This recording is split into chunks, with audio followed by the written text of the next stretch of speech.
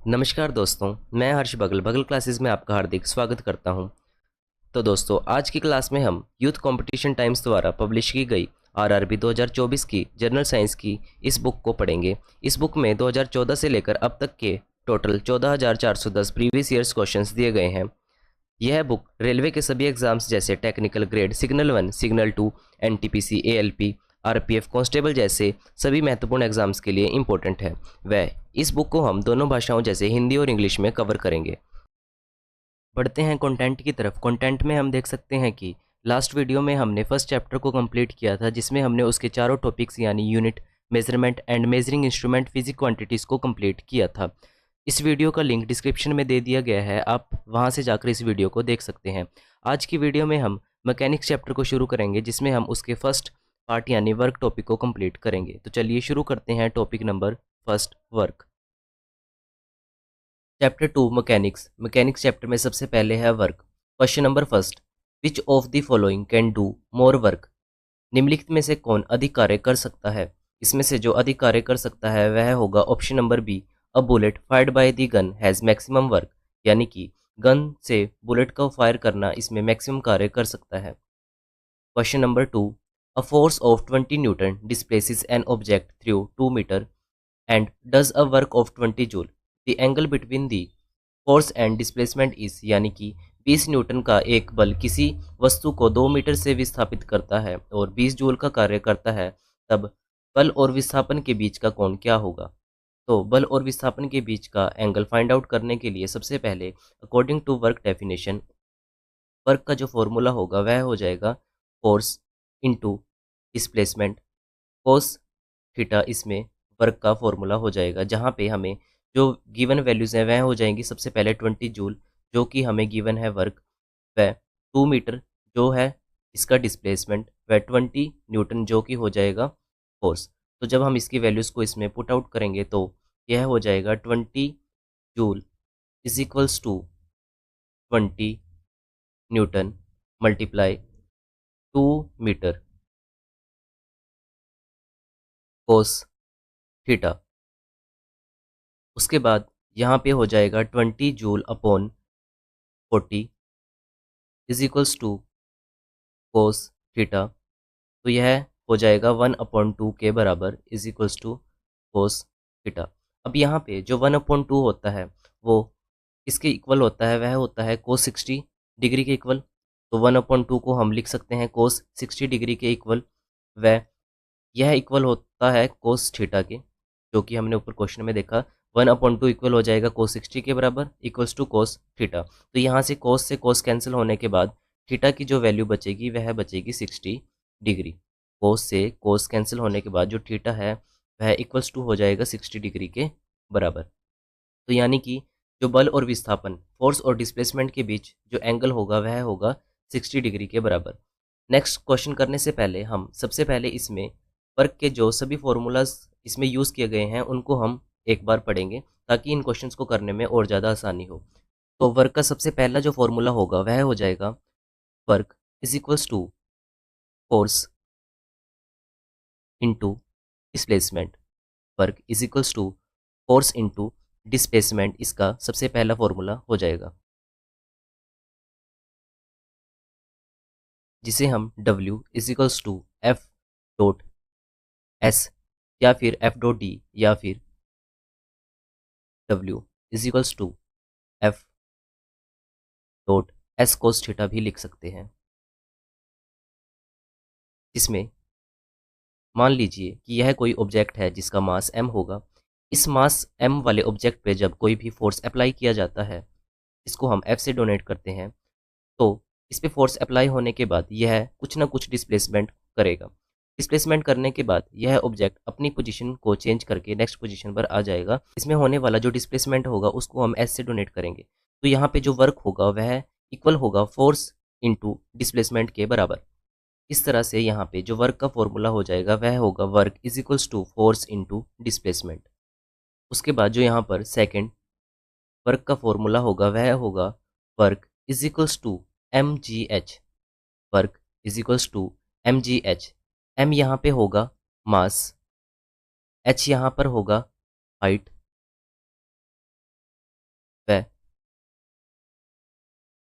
जी यहाँ पर होगा ग्रेविटी। जी मतलब यहाँ पर होगा ग्रेविटी।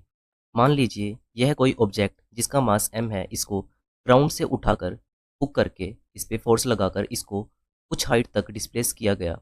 इस ऑब्जेक्ट को फोर्स लगाकर जो कि अपवर्ड की तरफ लगाया गया, डिस्प्लेसमेंट इसमें हुई जो कि कुछ हाइट तक गई, जो कि h के बराबर होगी। वह जो इसमें ग्रेविटी लगेगी वह लगेगी इसमें डाउनवर्ड। तो यहाँ पर तो इस ऑब्जेक्ट पे, इस पर्टिकुलर ऑब्जेक्ट पे जो यहाँ पर फोर्स अप्लाइड किया जाएगा वह किसके इक्वल हो जाएगा, इसमें होने वाले मास मल्टीप्लाई इसकी ग्रेविटी, इस पर लगने वाली ग्रेविटी के बराबर।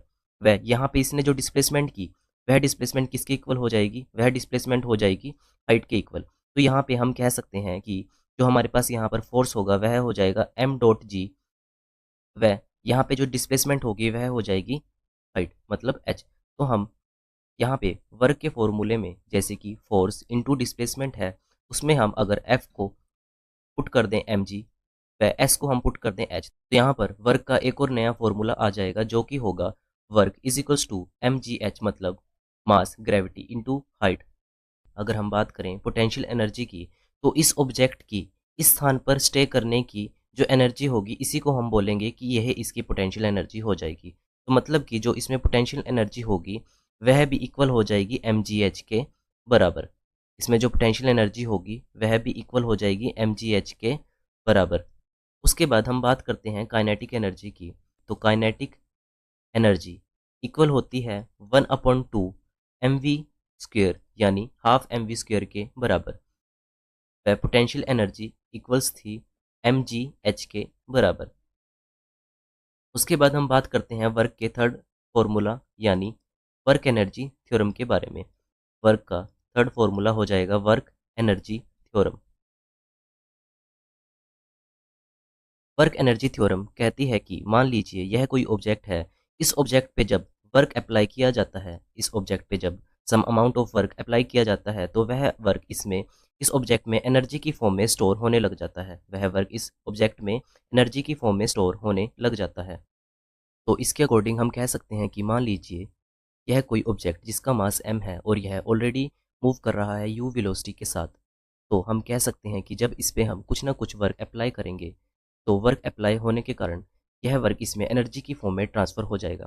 तो एनर्जी की फॉर्म में ट्रांसफ़र होने के कारण अब इसकी वेलोसिटी इंक्रीज हो जाएगी, जो कि होगी v वेक्टर, जो कि इक्वल हो जाएगी v वेक्टर के बराबर।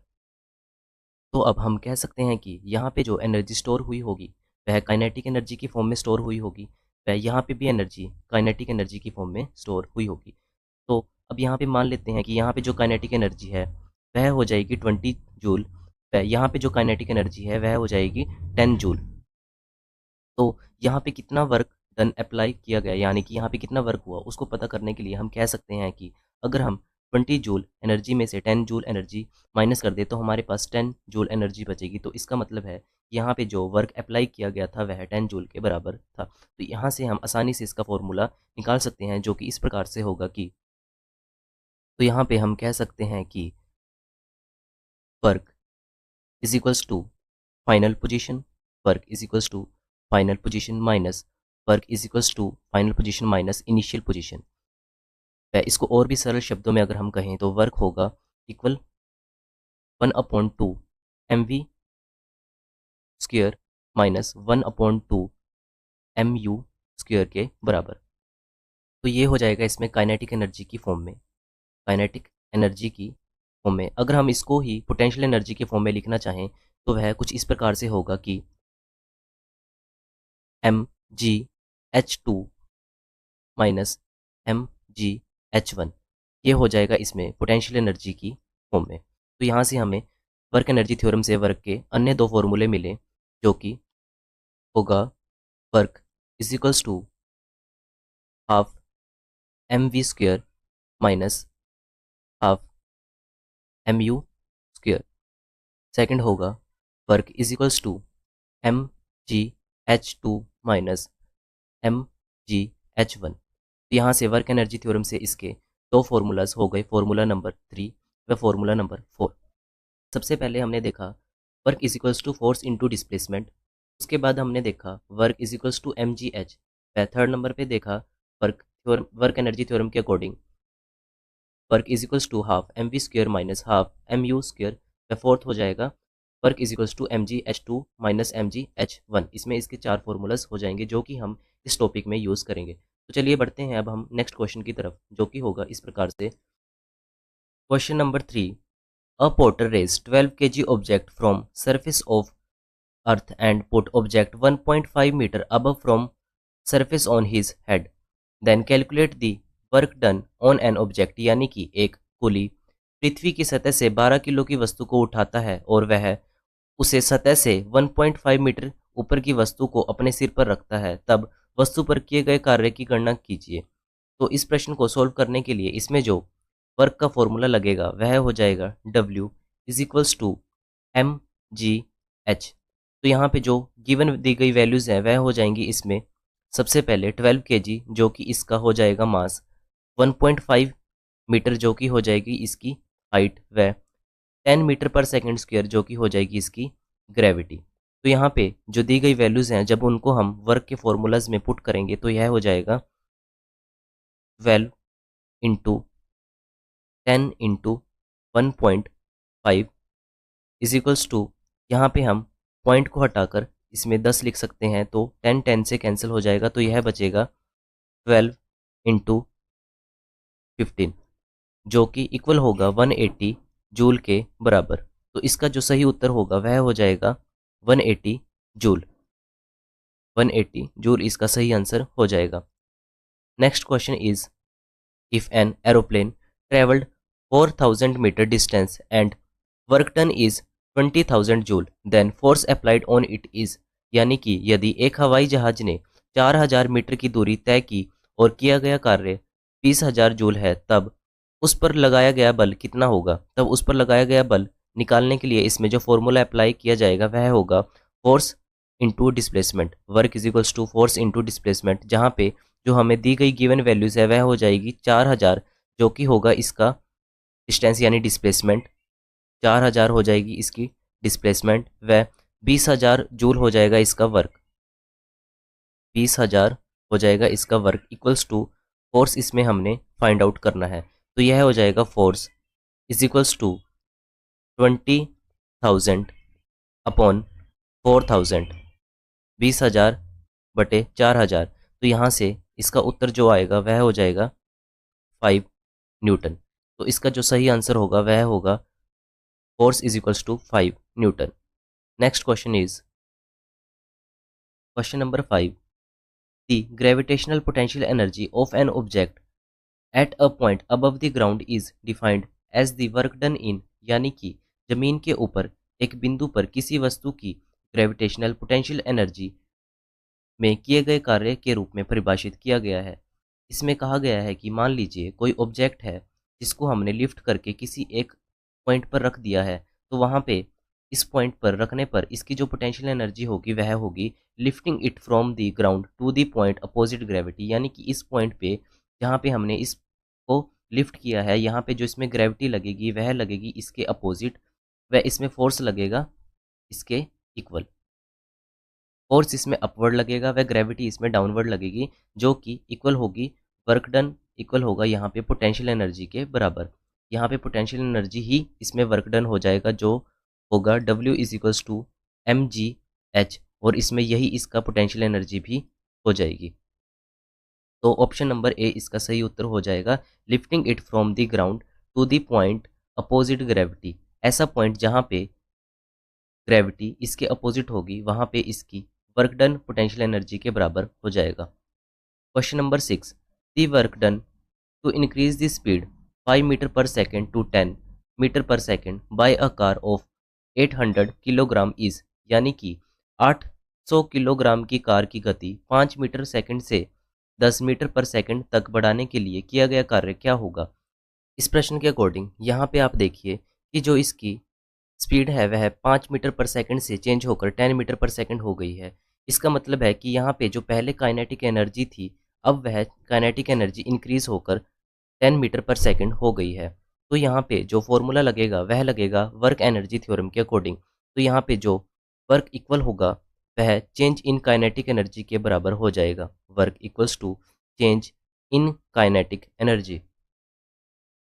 तो यहाँ पे जो वर्क का फॉर्मूला लगेगा वह लगेगा 1/2 mv² माइनस 1/2 mu²। तो यहाँ पे अगर हम 1/2 m को कॉमन ले लें तो यहाँ पे बचेगा 1/2 mv² माइनस u²। तो इसमें दी गई वैल्यूज़ के अकॉर्डिंग जो 800 kg हो जाएगा वह हो जाएगा इसमें इसका मास, व 5 मीटर पर सेकंड इसमें हो जाएगी इसकी इनिशियल वेलोसिटी, व 10 मीटर सेकंड हो जाएगा इसमें फाइनल वेलोसिटी जो कि होगा v, व 5 मीटर सेकंड हो जाएगा इसमें u, और 10 हो जाएगा इसमें v। वर्क इक्वल होगा 1/2 मल्टीप्लाई मास जो कि होगा 800, फाइनल वेलोसिटी इसमें हो जाएगी 10 स्क्वायर माइनस इनिशियल वेलोसिटी इसमें हो जाएगी 5 स्क्वायर। तो इसको हम लिख सकते हैं 1/2 multiply by 800 multiply 100 multiply minus 25। इसमें हो जाएगा 100 माइनस 25। तो 1/2 इज इक्वल्स टू 1800 मल्टीप्लाई 75। तो यह होगा 400 मल्टीप्लाई 75, जिसको हम 30,000 लिखेंगे जूल। तो जब इसको हम किलो जूल में कन्वर्ट करेंगे तो 30,000 अपॉन 1000, तो यह हो जाएगा 30 किलो जूल के बराबर। तो इसका उत्तर ऑप्शन नंबर ए सही उत्तर हो जाएगा। ऑप्शन नंबर ए इसका सही उत्तर हो जाएगा 30 kilo joule. Next question is an object of 1 kilogram is dropped to the ground from the height of 30 meter. What is the work done by the force of gravity? यानी कि 1 kilogram की एक वस्तु को 30 मीटर की ऊंचाई से जमीन पर गिराया जाता है, तो गुरुत्वाकर्षण बल द्वारा किया गया कार्य क्या होगा? अब देखिए इस प्रश्न के अकॉर्डिंग जो हमें इसमें दी गई गिवन वैल्यू है वह हो जाएगी इसमें 1 kg जो कि हो जाएगा इसका मास, व 30 मीटर जो कि हो जाएगी इसकी हाइट, व इसमें जो ग्रेविटी दी गई है वह होगी 10 मीटर पर सेकंड स्क्वायर। तो work is equals to mgh formula इसमें हम अप्लाइड करेंगे। तो यहाँ पे जो मास होगा वह हो जाएगा 1 किलोग्राम मल्टीप्लाई ग्रेविटी इसमें हो जाएगी 10 metre per second multiply height इसमें हो जाएगी 30 मीटर। तो इसका उत्तर आएगा 300 जूल। तो इसका सही उत्तर हो जाएगा ऑप्शन नंबर बी 300 जूल। यानी कि 1 किलोग्राम की एक वस्तु को जब 30 मीटर की ऊंचाई से जमीन पर गिराया जाता है तब जो गुरुत्वाकर्षण बल द्वारा किया गया कार्य होगा वह होगा 300 जूल के बराबर। वह कार्य होगा 300 जूल के बराबर। Question number 8, a person picks up 20 kg of goods at 2 meter above the ground and keeps it on his head. Work done by the person is. Work done by the person is यानी कि एक व्यक्ति जब जमीन से 2 metre ऊपर 20 kilo का सामान उठाता है तब वह उसे अपने सिर पर रखता है। व्यक्ति द्वारा किया गया कार्य क्या होगा? अब जब भी किसी प्रश्न के अंदर कोई ऑब्जेक्ट उसको उठाकर ऊपर की तरफ लिफ्ट किया जाता है तब हमेशा याद रखिए कि यहाँ पे जो वर्क का फॉर्मूला लगेगा वह हमेशा mgh लगेगा।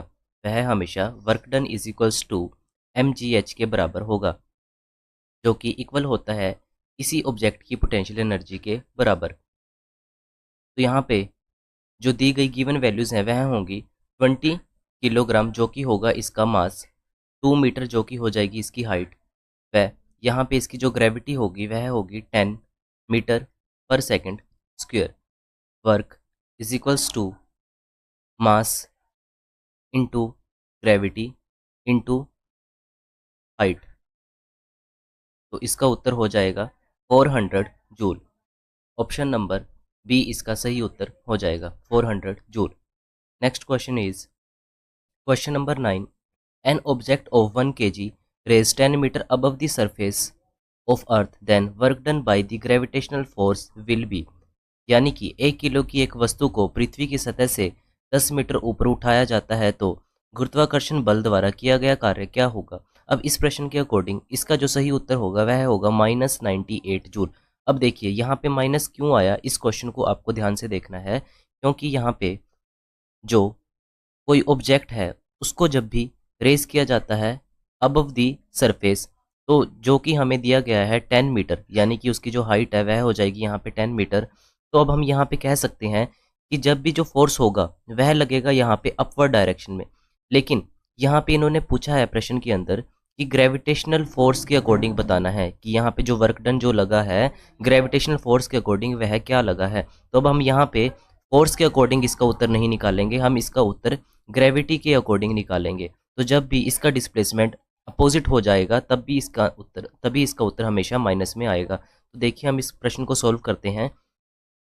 अब देखिए सबसे पहले इसमें हम देखेंगे कि जो वर्क का फॉर्मूला लगेगा वह हमेशा लगेगा जब भी किसी चीज़ को ऊपर उठाया जाता है तब उसका वर्क डन पूछा जाता है, तो हमेशा इसका फॉर्मूला W = mgh लगेगा। तो यहाँ पे जब हम इसकी वैल्यूज़ को पुट करेंगे तो यहाँ पे जो मास होगा वह होगा 1 kg, 10 मीटर इसकी हाइट हो जाएगी, वह ग्रेविटी इसकी हो जाएगी 9.8 मीटर पर सेकेंड स्क्वायर। तो हम यहाँ लिख सकते हैं 1 × 10 × 9.8, तो इसका उत्तर हो जाएगा 98 जूल। अभी देखिए वेट कीजिए, अब यहाँ पे when a displacement is opposite to the direction of force then work is always negative, यानी कि जब भी जो फोर्स होगा वह जो डिस्प्लेसमेंट होगी वह फोर्स के अपोजिट होगी, फोर्स के अपोजिट डायरेक्शन में होगी। जैसा कि हमने यहाँ देखा जो ग्रेविटी है वह फोर्स के अपोजिट है, तो इन्होंने क्वेश्चन में ग्रेविटेशनल फोर्स के अकॉर्डिंग वर्क डन निकालने के लिए कहा था। तो जब भी ग्रेविटी जो होती है वह फोर्स के अपोजिट काम कर रही है, तो जब भी डिस्प्लेसमेंट अपोजिट होगा फोर्स के तब हमेशा जो वर्क डन होगा वह हमारा हमेशा नेगेटिव में रहेगा, यानी कि यहाँ पे जो वर्क डन होगा वह 98 जूल हो जाएगा इसका सही उत्तर। ऑप्शन नंबर डी इसका सही उत्तर हो जाएगा, ऑप्शन नंबर डी इसका सही उत्तर हो जाएगा। Next question is a man raised 20 kg object from the surface of earth and put the object 2 meter above on his head, then calculate the work done by the man is, यानी कि एक आदमी ने पृथ्वी की सतह से 20 kilo की वस्तु उठाई और 2 मीटर ऊपर की वस्तु को अपने सिर पर रख लिया, आदमी द्वारा किया गया कार्य क्या होगा। तो यहाँ पे जो फॉर्मूला यूज़ होगा वह होगा लास्ट क्वेश्चन की तरह वर्क इज इक्वल्स टू, आप भी इस क्वेश्चन को साथ साथ कीजिए, work is equals to mgh। यहाँ पे जो हमें दी गई क्वांटिटीज़ हैं वह होंगी 20 kg जो कि हो जाएगा इसका मास, 2 मीटर हमें होगा इसकी हाइट, व ग्रेविटी हमें दी गई है 10 मीटर पर सेकेंड स्क्वायर। तो यहाँ पे वर्क इज इक्वल्स टू होगा 20 × 10 × 2, तो इसका उत्तर आएगा 400 जूल, 400 जूल, यानी कि ऑप्शन नंबर सी इसका सही उत्तर हो जाएगा, 400 जूल इसका सही आंसर हो जाएगा। Next question is when an object move 1 metre distance by 1 newton force on the direction of force then work done will be, यानी कि जब कोई वस्तु 1 न्यूटन बल की दिशा में 1 मीटर दूरी तक चलती है तो किया गया कार्य क्या होगा। अब देखिए इस प्रश्न के अकॉर्डिंग जो यहाँ पे वर्क का फॉर्मूला लगेगा वह होगा force into displacement cos theta. यहाँ पे जो फोर्स होगा वह होगा 1 न्यूटन, फोर्स होगा वह हो जाएगा 1 न्यूटन, व जो यहाँ पे डिस्प्लेसमेंट होगा वह हो जाएगा 1 मीटर। तो यहाँ पे जो थीटा होगा उसकी वैल्यू होगी 0 डिग्री, क्योंकि क्योंकि यहाँ पे कहा गया है कि जो force on the direction of force, यानी कि जो डिस्टेंस होगा वह किसकी डायरेक्शन में होगा। जैसे कि ये ऑब्जेक्ट है, इस पे जो फोर्स लगा है, तो फोर्स लगने के कारण जब यह ऑब्जेक्ट कुछ डिस्प्लेसमेंट करेगा तो यह जो डिस्प्लेसमेंट होगी उसकी डायरेक्शन फोर्स की डायरेक्शन में ही होगी। जैसे कि यह डायरेक्शन फोर्स की हो गई और यह डायरेक्शन डिस्प्लेसमेंट की होगी, तो यहाँ पे जो एंगल होगा वह एंगल हो जाएगा 0 डिग्री।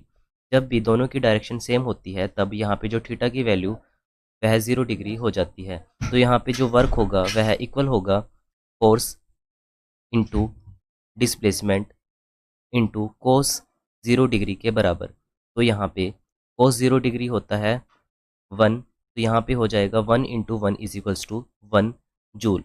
तो इसका सही उत्तर हो जाएगा option number D, option number D इसका सही उत्तर हो जाएगा 1 joule.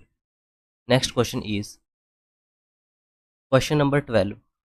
Work done by a man standing on a platform holding 10 kg suitcase is, यानी कि एक मंच पर 10 किलो का सूटकेस लेकर खड़े व्यक्ति द्वारा किया गया कार्य क्या होगा। अब इस प्रश्न के अकॉर्डिंग जो यहाँ पे फॉर्मूला यूज होगा वह होगा work is equals to force into displacement. अब यहाँ पे देखिए, माना कि यह कोई व्यक्ति है जो कि एक मंच पर एक 10 kg के सूटकेस को लेकर खड़ा हुआ है। अब यहाँ पे यह व्यक्ति इस 10 kg के सूटकेस को ना तो अपवर्ड और ना ही लेफ्ट राइट इसको मूव करता है, यानी कि यह एक ही पोजीशन पे है। तो हम कहेंगे यहाँ पे जो डिस्प्लेसमेंट होगी वह 0 हो जाएगी।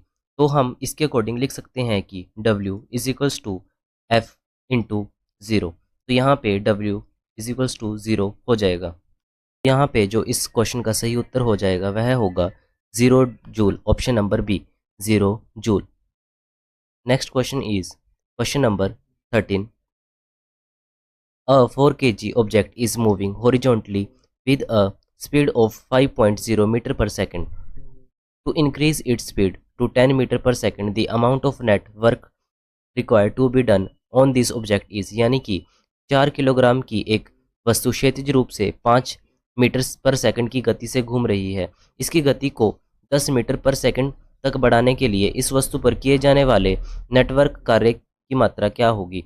अब यहाँ इस प्रश्न के अकॉर्डिंग जो यहाँ पर हमें 5 मीटर स्पीड दी गई है वह इंक्रीज होकर 10 मीटर हो गई है। इसका मतलब है यहाँ पे जो काइनेटिक एनर्जी है वह इंक्रीज हो रही है।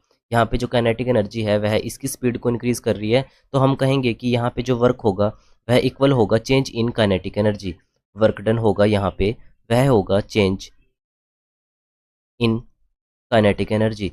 तो इसके अकॉर्डिंग हम यहाँ पे जो फॉर्मूला यूज़ करेंगे वह यूज़ करेंगे W is equals to half m upon v minus u square, v square minus u square.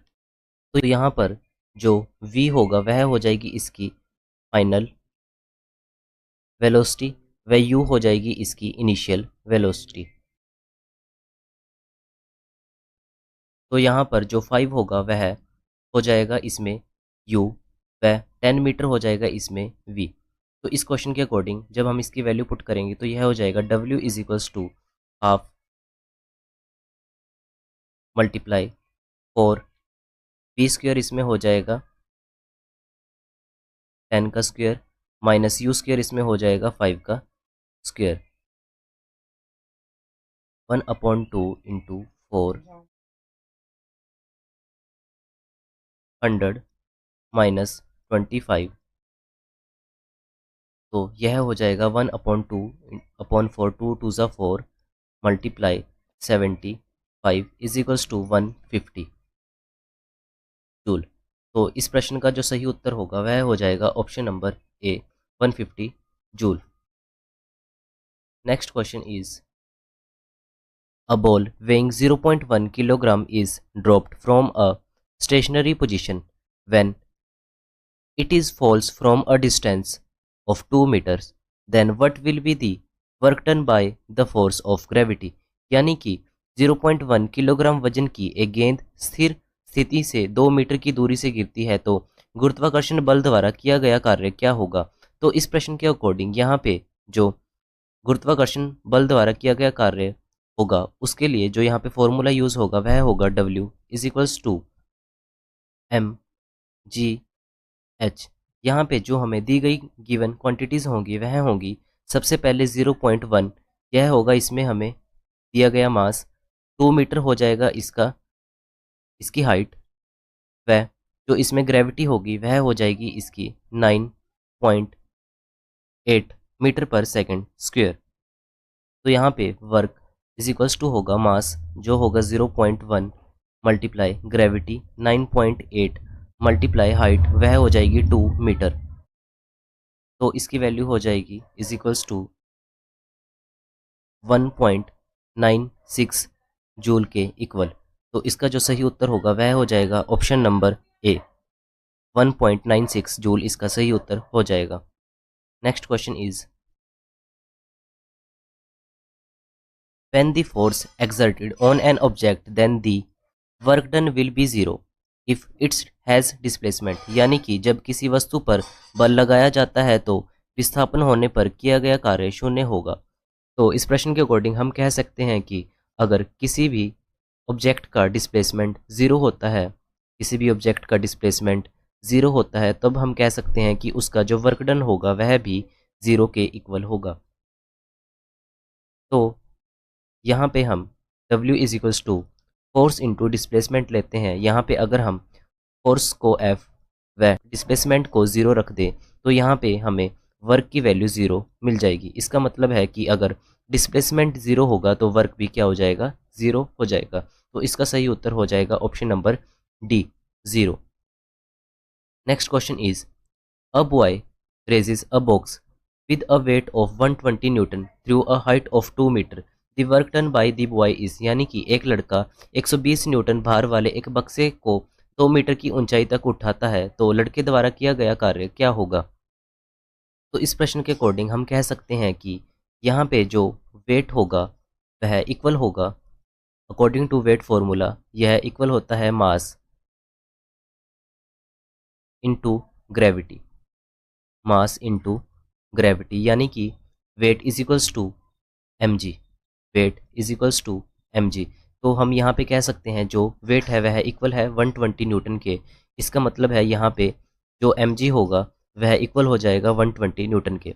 तो according to work formula, according to work formula work is equals to mass into gravity into height. तो यहाँ पे जो mg होगा वह हो जाएगा 120 Newton, वह यहाँ पे जो हाइट है वह हो जाएगी 2 मीटर। तो इसका जो उत्तर हो जाएगा वह होगा 240 जूल के बराबर, यानी कि ऑप्शन नंबर सी इसका सही उत्तर हो जाएगा, 240 joule. Option number C 240 joule इसका सही उत्तर हो जाएगा। Next question is question number 17। Capacity of doing work is known as, कार्य करने की क्षमता को क्या कहते हैं, एनर्जी। कार्य करने की क्षमता को एनर्जी कहते हैं। वह इन दोनों का एसआई यूनिट सेम होगा जो कि होगा जूल।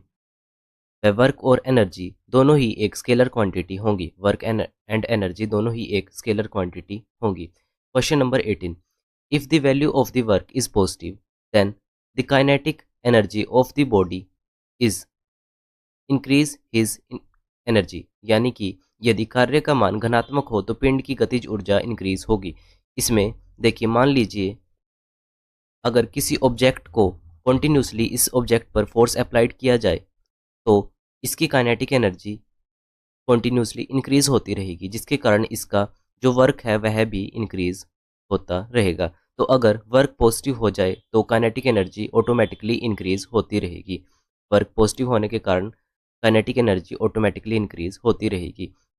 तो इसमें कहा गया है कि if work done by the conservative force is positive then F dot S greater than zero. Next question is which of the following position is no work done. निम्नलिखित में से कौन सी स्थिति में कोई कार्य नहीं किया जाता है। इसमें से अगर ऑप्शन नंबर ए के अनुसार कपिल अपने कंधे पर 10 किलो का वजन लेकर खड़ा है, स्पष्ट है कि यहाँ पर जो डिस्प्लेसमेंट होगा वह शून्य होगा, इसलिए कपिल द्वारा किया गया कार्य भी शून्य होगा। इसमें अगर कभी भी किसी भी ऑब्जेक्ट को एक ही पोजीशन पर लेकर रखा जाए तब हम कहेंगे कि वहाँ पर जो डिस्प्लेसमेंट है वह ज़ीरो होगा, क्योंकि वहाँ पे इस ऑब्जेक्ट के साथ कोई भी मोशन नहीं हो रहा। तो हम कहेंगे कि अगर डिस्प्लेसमेंट ज़ीरो है तो हम कह सकते हैं कि यहाँ पे जो force multiply by zero is equals to work भी यहाँ पे ज़ीरो हो जाएगा। तो Kapil stands with a weight of 10 kg on his shoulder, यहाँ पे हम कहेंगे कि जो वर्क होगा वह ज़ीरो हो जाएगा।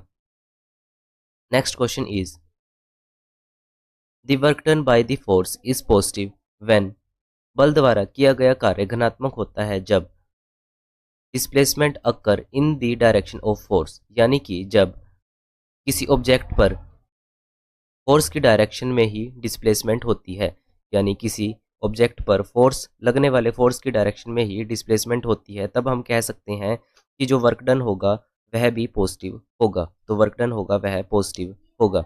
अब देखिए पॉजिटिव वर्क डन के लिए क्या कंडीशन हो सकती है, जैसे कि positive work done when force and displacement are in the same direction, when force and displacement are in the same direction, तब हम कहेंगे कि जो वर्क है वह पॉजिटिव होगा।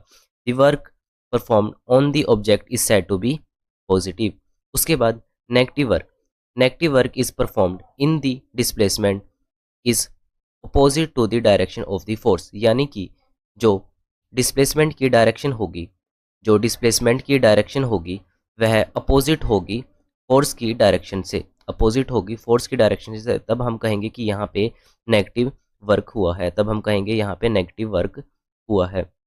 वह जीरो वर्क तब होगा जब when a force and displacement are perpendicular to each other, और व्हेन फोर्स और displacement is zero then there will be a no work done, यानी कि अगर कभी भी या तो फोर्स ज़ीरो हो जाए या फिर डिस्प्लेसमेंट ज़ीरो हो जाए, तब हमेशा वर्क जो होगा वह ज़ीरो हो जाएगा।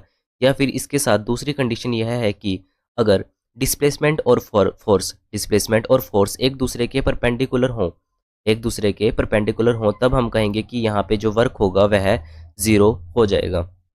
तो यह इसकी तीन कंडीशंस हो गई, पॉजिटिव, नेगेटिव और zero. Next question is which of the following activity can be said to have work done. निम्नलिखित में से किस क्रियाकलाप को कार्य किया जाना कहा जा सकता है। इसमें से जो चारों ऑप्शंस हैं यह चारों के चार ऑप्शन इसमें गलत हो जाएंगे, क्योंकि इसमें किसी भी ऑप्शन में वर्क डन नहीं होगा। अब देखते हैं इसके चारों ऑप्शंस को। जैसे सबसे पहले ऑप्शन में कहा गया है कि हर्ष इज रीडिंग द बुक, यानी हर्ष जो है वह बुक को रीड कर रहा है लेकिन डिस्प्लेसमेंट नहीं हो रही। अगर डिस्प्लेसमेंट ज़ीरो होगी तो हम कह सकते हैं जो वर्क होगा वह भी ज़ीरो हो जाएगा। उसके बाद सेकंड ऑप्शन में कहा गया है कि Pinky is walking on a flat road with a book on her head, तो हम कह सकते हैं कि यहाँ पे जो फोर्स है वह अपवर्ड, वह डिस्प्लेसमेंट इसमें फ्रंट की तरफ लग रहा है जो कि परपेंडिकुलर टू दी फोर्स होगा। इसमें जो डिस्प्लेसमेंट होगा वह परपेंडिकुलर टू फोर्स होगा, तो हम यहाँ कह सकते हैं कि वर्क यहाँ पे ज़ीरो हो जाएगा, क्योंकि हमने ऊपर वाले क्वेश्चन में देखा कि अगर फोर्स जो होता है और डिस्प्लेसमेंट जो होता है, फोर्स और डिस्प्लेसमेंट अगर एक दूसरे के साथ परपेंडिकुलर में हो तो हम कह सकते हैं कि यहाँ पे जो वर्क होगा वह ज़ीरो होगा। तो इस प्रश्न के अकॉर्डिंग यहाँ पे, इस ऑप्शन के अकॉर्डिंग यहाँ पे जो वर्क होगा वह ज़ीरो हो जाएगा। ऑप्शन नंबर सी में कहा गया है कि Shruti is sitting on the chair, इसका मतलब है कि यहाँ पे भी डिस्प्लेसमेंट ज़ीरो है। अगर यहाँ डिस्प्लेसमेंट ज़ीरो है तो वर्क यहाँ पे भी ज़ीरो हो जाएगा। ऑप्शन नंबर 4 में कहा गया है कि Khushi is pushing the wall of the house but fails to do it, यानी कि खुशी ने दीवार को पुश किया बट वह ऐसा करने में फेल हो गई। इसका मतलब है यहाँ पे फोर्स करने के बाद जो डिस्प्लेसमेंट है वह ज़ीरो हो जाएगा, क्योंकि वॉल्स ने बिल्कुल भी मोशन नहीं की, तो इसका मतलब है यहाँ पे जो वर्क है वह भी ज़ीरो हो जाएगा। तो यहाँ पे चारों के चार ऑप्शन इसमें गलत हो जाएंगे, जो कि इस प्रश्न के अकॉर्डिंग अनुचित हैं। तो इनमें से कोई भी इसका सही उत्तर नहीं होगा।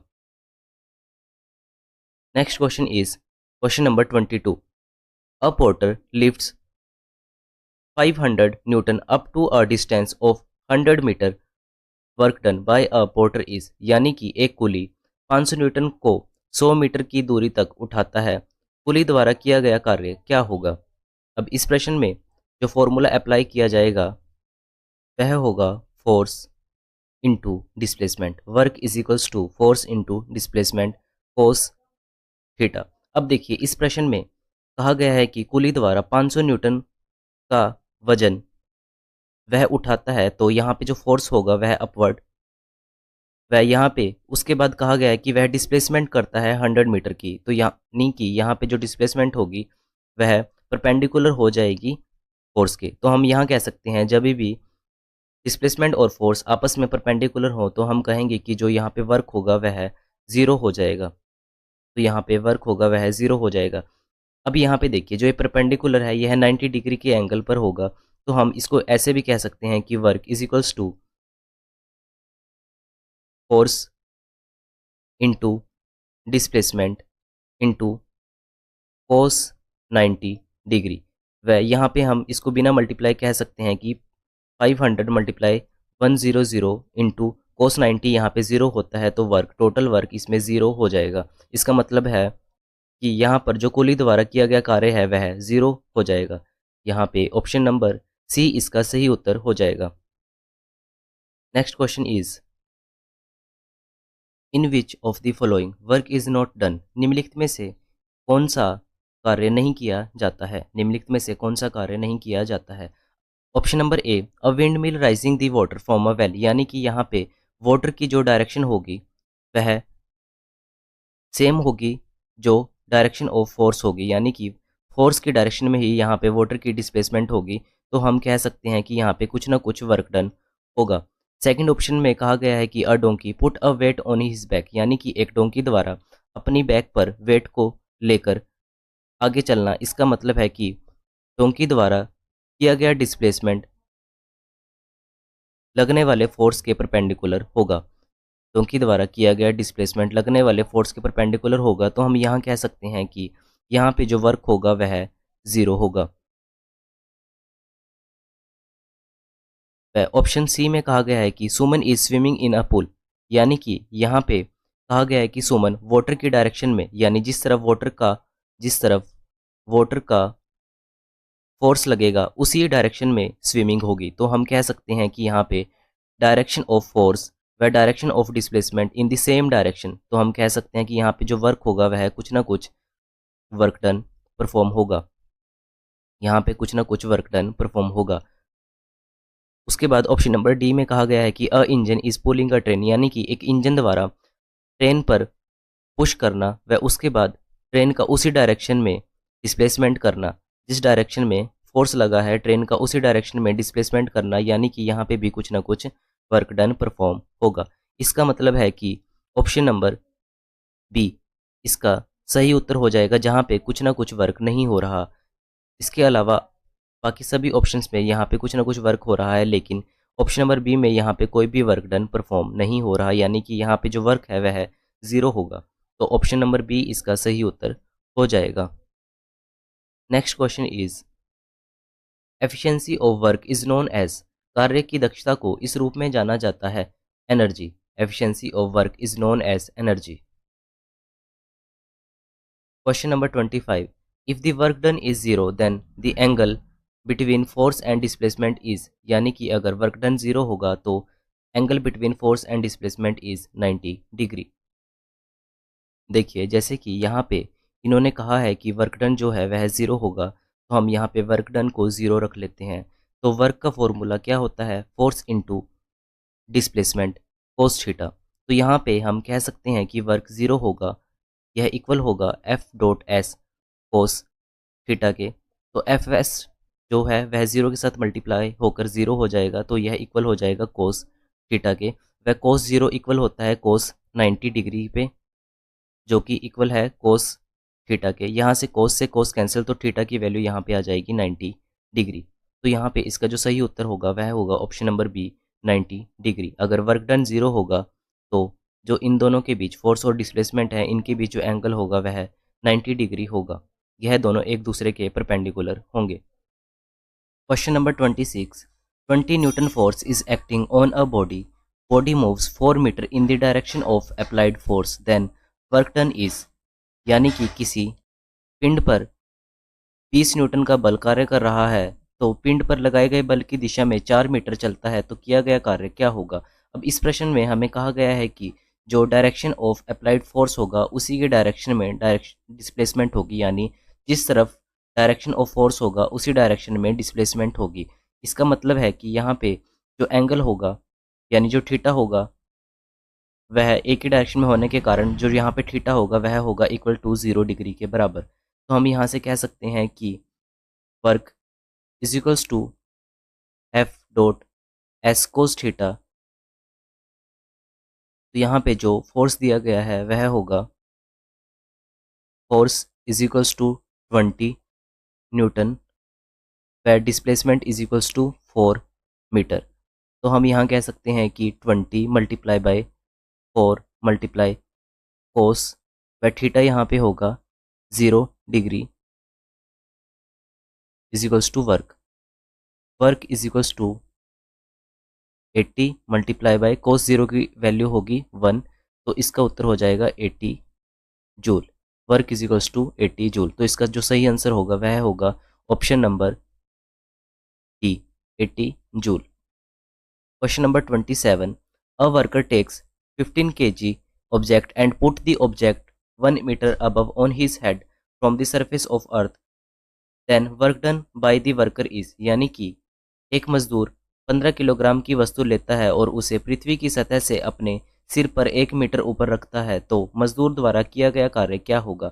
अब इस प्रश्न में जो हमें वैल्यू गिवन की गई हैं वह होंगी 15 kg, जो कि होगा इसका मास, वह 1 मीटर होगी इसकी हाइट। साथ ही यहाँ पे जो हमें जी दिया गया है यानी ग्रेविटी, वह हो जाएगी 10 मीटर पर सेकेंड स्क्वायर। तो इसमें जो फॉर्मूला अप्लाई होगा वह होगा W is equals to mgh। यहाँ पे जो m होगा वह है 15 मल्टीप्लाई 10 मल्टीप्लाई 1 मीटर। तो इसका जो उत्तर होगा वह हो जाएगा 150 जूल। ऑप्शन नंबर बी इसका सही आंसर हो जाएगा। Option number B 150 joule. Next question is question number 28, work present if there is, यानी कार्य मौजूद है यदि वहां पे फोर्स होगा, यानी कि अगर किसी ऑब्जेक्ट पे फोर्स लगाएंगे तभी वह कुछ ना कुछ डिस्प्लेसमेंट करेगा। अगर वह कुछ ना कुछ डिस्प्लेसमेंट करेगा तभी हम कहेंगे कि वहां पे वर्क प्रेजेंट है। तो वर्क प्रेजेंट होगा अगर वहां पे फोर्स प्रेजेंट होगा। Question number 29, if displacement is horizontal to the applied force then work done is, यानी कि यदि विस्थापन लगाए गए बल के क्षैतिज है तो किया गया कार्य क्या होगा। तो किया गया कार्य पॉजिटिव होगा। When a body moves horizontally, यानी कि जब बॉडी हॉरिजेंटली मूव करती है सरफेस से तो फोर्स और displacement act in the same direction, तब फोर्स व डिस्प्लेसमेंट एक ही डायरेक्शन में मूव करेंगे। फोर्स व डिस्प्लेसमेंट एक ही डायरेक्शन में मूव करेंगे, तब उस केस में हम कह सकते हैं कि जो वर्क डन है वह पॉजिटिव होगा। नेक्स्ट क्वेश्चन है question number 30, which of the following work done does not depend, यानी निम्नलिखित में से कौन सा कार्य निर्भर नहीं करता। निम्नलिखित में से कौन सा कार्य निर्भर नहीं करता। मास ऑफ ऑब्जेक्ट, यानी कि जो वर्क है वह ऑब्जेक्ट के मास पर डिपेंड नहीं करता। तो यहाँ पे हम कह सकते हैं कि जो वर्क होगा वह सिर्फ और सिर्फ डिपेंड करेगा उसके फोर्स पे, डिस्प्लेसमेंट पे और angle between the force and displacement, but it does not depends upon the mass और initial velocity of the object, यानी कि जो वर्क होता है वह सिर्फ फोर्स, डिस्प्लेसमेंट और उसके एंगल पर डिपेंड करता है, वह उसके मास और वेलोसिटी पर डिपेंड नहीं करेगा। तो ऑप्शन नंबर बी इसका सही उत्तर हो जाएगा। Question number 31, which of the following the work done by a force body does not depends on, यानी किसी पिंड द्वारा किया गया कार्य निम्नलिखित में से किस पर निर्भर नहीं करता। यह है initially velocity of the object पर निर्भर नहीं करता। इसके अलावा जो वर्क है वह ऑब्जेक्ट की डिस्प्लेसमेंट पर, वह उस पर अप्लाइड किया गया फोर्स, वह उन दोनों के बीच में एंगल, इन तीनों पर डिपेंड करता है। इसके अलावा जो वेलोसिटी व मास होगा उस पर डिपेंड नहीं करता, वेलोसिटी और मास पे डिपेंड नहीं करता। Question number 32, a worker raise 10 kg object from the ground and put 1.2 metre above on his head then work done is, यानी कि यहाँ पे जो फॉर्मूला अप्लाई होगा वह होगा work is equals to mgh, जिसमें जो मास होगा वह होगा 10 kg इंटू ग्रेविटी 10 मीटर पर सेकेंड स्क्वायर इंटू जो हाइट होगी वह होगी 1.2 मीटर। तो इसमें जो इसका पॉइंट है उसको हटा के हम 10 लिख सकते हैं। 10 से 10 कैंसिल, तो इसका उत्तर हो जाएगा 120 जूल, यानी ऑप्शन नंबर ए इसका सही उत्तर हो जाएगा। Question number 33, work known as force into displacement, work को फोर्स इनटू डिस्प्लेसमेंट कहते हैं। Question number 34, the work done by an object is 56 joule and applied force on the object is 7 newton, find the displacement. अब इस प्रश्न में जो हमें दी गई गिवन वैल्यू है वह होगी वर्क, जो होगा 56 जूल, व इसमें जो फोर्स दिया गया है वह है 7 न्यूटन। तो हमें इसमें फाइंड आउट करना है डिस्प्लेसमेंट। तो हम कह सकते हैं वर्क इक्वल होता है फोर्स इंटू डिस्प्लेसमेंट के, फोर्स इंटू डिस्प्लेसमेंट के, व यहाँ पे जो वर्क होगा वह हो जाएगा 56 equals to 7 multiply by displacement. तो यहाँ पे डिस्प्लेसमेंट इक्वल हो जाएगी 56 अपॉन 7 के, तो इसका उत्तर आएगा 8 मीटर, यानी कि ऑप्शन नंबर सी इसका सही उत्तर हो जाएगा 8 metre. Next question is question number 35। 10 newton force is working on an object displace 5 metre in the direction of applied force, then work done is, यानी कि यहाँ पे जो फोर्स दिया गया है वह हो जाएगा 10 न्यूटन, वह यहाँ पे जो डिस्प्लेसमेंट दिया है वह हो जाएगा 5 मीटर। तो इसमें हमने वर्क फाइंड आउट करना है जो कि इक्वल होगा फोर्स इनटू डिस्प्लेसमेंट के 10 मल्टीप्लाई बाय 5, इसका उत्तर आ जाएगा 50 न्यूटन। ऑप्शन नंबर ए इसका सही उत्तर हो जाएगा। Question number 36। If force is zero then work done will be, यानी कि यहाँ पे जो फोर्स है वह दिया गया है ज़ीरो, तो यहाँ पे जो वर्क होगा वह क्या होगा। अब देखिए, अगर किसी भी ऑब्जेक्ट पे कोई भी फोर्स नहीं लगाया जाता तो इसका मतलब है वह डिस्प्लेसमेंट बिल्कुल भी नहीं कर पाएगा। तो अगर कोई भी ऑब्जेक्ट डिस्प्लेसमेंट नहीं कर पाएगा तो वहाँ पे हम कहेंगे कि वर्क जो है वह ज़ीरो होगा। तो यहाँ पे अगर फोर्स ज़ीरो है तो हम इसको कह सकते हैं कि वर्क इनटू डिस्प्लेसमेंट, जिसमें फोर्स जो है वह ज़ीरो है तो डिस्प्लेसमेंट भी यहाँ पे ज़ीरो हो जाएगा, जिसके कारण हमारे पास जो वर्क है वह भी ज़ीरो हो जाएगा। तो ऑप्शन नंबर बी इसका सही उत्तर हो जाएगा। Question number 37. A porter picks up 12 kg of goods from the ground and place it on his head 1.5 meter above the ground. Then work on the goods to be done by him is, यानी कि एक कुली जमीन से 12 kilogram सामान उठाता है और उसे जमीन से 1.5 मीटर ऊपर अपने सिर पर रखता है, तो उसके द्वारा किया गया कार्य क्या होगा। तो इसमें भी लास्ट प्रश्न की तरह ही होगा, work is equals to mgh, यहाँ पे जो मास होगा वह है 12 kg मल्टीप्लाई जो ग्रेविटी है वह 10 मीटर पर सेकंड, वह हाइट होगी 1.5 मीटर। तो इसका जो उत्तर होगा वह हो जाएगा 180 जूल। तो इसका जो उत्तर होगा वह हो जाएगा 180 जूल, यानी कि ऑप्शन नंबर सी इसका सही उत्तर हो जाएगा 180 joule. Question number 38। The force of 25 Newton is working on an object that object is moved in the direction of force by 5 metre. the work done by the force is, यानी कि किसी वस्तु पर 25 न्यूटन का बल कार्य कर रहा है तब वह वस्तु बल की दिशा में 5 मीटर चलती है, तो बल द्वारा किया गया कार्य क्या होगा। अब इस प्रश्न में भी सिंपली हम work is equals to force into displacement apply कर सकते हैं। तो यहाँ पे 25 न्यूटन हमारे पास फोर्स हो जाएगा, वह इसने किया गया डिस्प्लेसमेंट इसमें हो जाएगा 5 मीटर, तो यह इक्वल होगा 125 न्यूटन के। ऑप्शन नंबर बी इसका सही उत्तर हो जाएगा।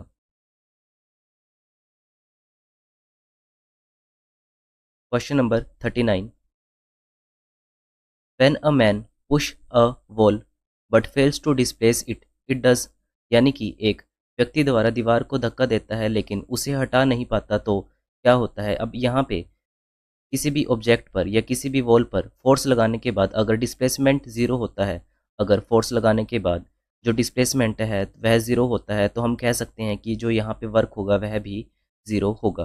तो इसका जो सही उत्तर होगा वह होगा option number D, no any work, यानी कि यहाँ पे कोई भी वर्क नहीं होगा, तो work is equals to zero हो जाएगा।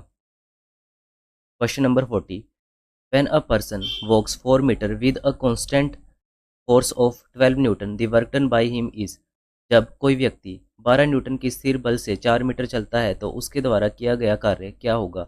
अब इस प्रश्न में जो वर्क का फॉर्मूला अप्लाई होगा वह होगा work is equals to force into displacement, work is equals to 12 newton multiply by 4 metre, तो इसका उत्तर आ जाएगा 48 जूल। ऑप्शन नंबर सी इसका सही उत्तर हो जाएगा। Question number 41। To say that the work has been done two condition must be complete, one of them is, यह कहने के लिए कि कार्य पूरा हो गया है तो दो शर्तें पूरी होनी चाहिए, उनमें से एक है option number B, object must be displace, यानी कि फोर्स लगाना सबसे पहला जो इसमें पॉइंट होगा वह होगा फोर्स को अप्लाई करना।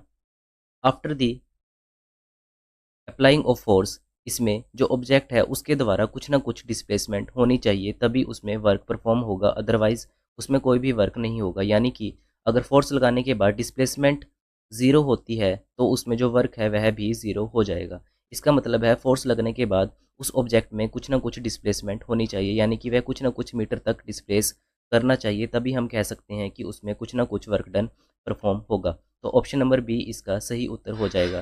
तो यहाँ पे इसकी दो कंडीशंस दी गई हैं, जिसमें पहली कंडीशन होगी कि फोर्स इज़ रिक्वायर्ड, यानी कि सबसे पहले जो जरूरी है वह होगा फोर्स। उसके बाद जो सेकंड कंडीशन है वह हो जाएगी ऑब्जेक्ट मस्ट बी डिस्प्लेस, यानी कि ऑब्जेक्ट जो है वह डिस्प्लेस होना चाहिए। Question number 42, the product of force and displacement is called, यानी कि फोर्स और डिस्प्लेसमेंट का प्रोडक्ट क्या कहलाता है? यह कहलाता है work. The product of force and displacement is called work. Question number 43, the work is product of, the work is the product of force and displacement. The work is the product of force and displacement of object toward the direction of force. Option number C इसका सही उत्तर हो जाएगा। Question number 44, if the stationary force applied to an object, the object moved in the direction of force is expressed as a result of force and displacement, it is called work done। यानी कि जब यदि किसी वस्तु पर स्थिर बल लगाया जाता है तो वस्तु बल की दिशा में गति करती है, जिसे बल और विस्थापन के परिणाम स्वरूप व्यक्त किया जाता है, इसे क्या कहते हैं? इसे कहते हैं work done. If a force applied to an object, the object moved in the direction of force is expressed as a result of force and displacement, it is called work done। इसे work done कहा जाता है। Work done is the dot product of force and displacement. यह dot product होता है force और displacement के बीच में। Question number 45, work is done on an body only when it experience energy gain through a mechanical effect. Work is done on a body only when it experiences energy gain through a mechanical effect. Work done on an body only when it experiences energy gain through a mechanical effect. Option number A इसका सही उत्तर हो जाएगा। Question number 46, what is the work done if the angle between applied force and the direction of the displacement is 90 degree. यदि लगाए गए बल और विस्थापन की दिशा के बीच का कोण 90 डिग्री है तो किया गया कार्य क्या होगा? तब किया गया कार्य 0 होगा। यदि जो एंगल है between force and displacement F S cos theta, तो जो एंगल है between force and displacement is 90 degree, is 90 degree, then cos 90 is equals to 0, then work will be 0, तब वर्क क्या होगा? 0 होगा। Question number 47, the ability of an object to do the work energy contained in an object is depend on the, किसी वस्तु की कार्य करने की क्षमता उसमें निहित ऊर्जा पर निर्भर करती है, वह उसमें state and condition of object पर निर्भर करती है। The ability of an object to do work energy contain in the object, it depends on the state and condition of the object. यह ऑब्जेक्ट की स्थिति और उसकी कंडीशन पर डिपेंड करती है। State and condition of the object. Question number 48, a worker takes 10 kg of goods from this ground and puts it on the 1.1 meter above the land on his head. What will be the work done by a worker? एक मजदूर जमीन से 10 kilogram सामान उठाता है और उसे अपने सिर पर जमीन से 1.1 मीटर ऊपर रखता है, तब मजदूर द्वारा किया गया कार्य कितना होगा? अब इस प्रश्न में जो गिवन दी गई वैल्यूज है वह होंगी 10 किलोग्राम, जो कि होगा इसका मास, वह 1.1 मीटर जो होगा इसकी हाइट, वह जो इसमें ग्रेविटी होगी वह हो जाएगी 10 metre per second square, 10 metre per second square. उसके बाद इसमें जो फॉर्मूला अप्लाई होगा वह होगा W is equals to M G H. यहाँ पे जो मास होगा वह होगा 10 kg मल्टीप्लाई 10 मल्टीप्लाई 1.1, यहाँ से दशमलव हटा के इसका लग जाएगा 0, वह 10 से 10 कैंसिल, तो इसका उत्तर आ जाएगा 110 यानी कि 110 joule. The work done is equals to 110 joule. The work done is equals to option number D 110 joule के बराबर। Question number 49, a moving car faces the wind in the opposite direction, what will be the work done by the wind on the car. एक चलती car हवा के विपरीत दिशा में चल रही है। कार द्वारा हवा द्वारा किया गया कार्य क्या होगा? कार पर हवा द्वारा किया गया कार्य क्या होगा? अब इस प्रश्न में कहा गया है कि अगर जो कार है वह हवा के विपरीत दिशा में चलती है, इसका मतलब है कि जो हवा होगी वह फॉरवर्ड डायरेक्शन में मान लीजिए अपना फोर्स अप्लाई करती है कार के ऊपर, बट जो कार है वह अपना डिस्प्लेसमेंट करेगी अपोजिट डायरेक्शन में, फोर्स के अपोजिट डायरेक्शन में। तब हम कह सकते हैं कि फोर्स अगर फॉरवर्ड डायरेक्शन में होगा तब डिस्प्लेसमेंट अपोजिट डायरेक्शन में होगी, तो यहाँ पे जो एंगल बनेगा वह बनेगा 180 डिग्री का। तो यहाँ पे हम इसमें जो फॉर्मूला अप्लाई करेंगे वह होगा work is equals to force into displacement cos 180 degree. अब यहाँ पे जो 180 डिग्री होगा तो cos 180 degree is equals to होता है -1 के। कोस 180 डिग्री इक्वल होता है -1 के। तो हम यहाँ पे कह सकते हैं कि -FS इसका वर्क का रिजल्ट आ जाएगा। तब हम कहेंगे कि यहाँ पे जो वर्क होगा वह इक्वल होगा -FS के, यानी कि यहाँ पे जो वर्क होगा वह होगा नेगेटिव में। तो ऑप्शन ए इसका सही उत्तर हो जाएगा कि work done will be in negative. Question number 50। A girl whose weight is 200 Newton climbs on a tree which height is 2 meter. What was the work done by the girl after climbing the tree? एक लड़की जिसका वजन 200 Newton है 2 metre ऊंचे पेड़ पर चढ़ती है। पेड़ पर चढ़ने के बाद उस लड़की द्वारा किया गया कार्य क्या होगा? यानी कि इसमें सबसे पहले हम बात करते हैं वेट की। तो वेट का जो फॉर्मूला होता है वह होता है mass into gravity. Weight is equals to mass into gravity होता है, जो कि इक्वल दिया गया है हमें 200 न्यूटन के बराबर। यानी कि जो यहाँ पे mg होगा वह इक्वल होगा 200 न्यूटन के बराबर। वह यहाँ पे जो हाइट दी गई है वह होगी इसमें 2 मीटर। तो अब हम यहाँ पे जो फॉर्मूला अप्लाई करेंगे वह होगा work is equals to mgh, यानी mass into gravity into height. यहाँ पे जो mg होगा उसकी वैल्यू होगी जो दिया गया वेट है यानी कि 200 न्यूटन। तो यहाँ पे आ जाएगा 200 न्यूटन मल्टीप्लाई बाय हाइट होगी हमारे पास 2 मीटर। तो इसका जो उत्तर आएगा वह आएगा 400 जूल। यानी कि ऑप्शन नंबर बी इसका सही उत्तर हो जाएगा 400 joule. Question number 51।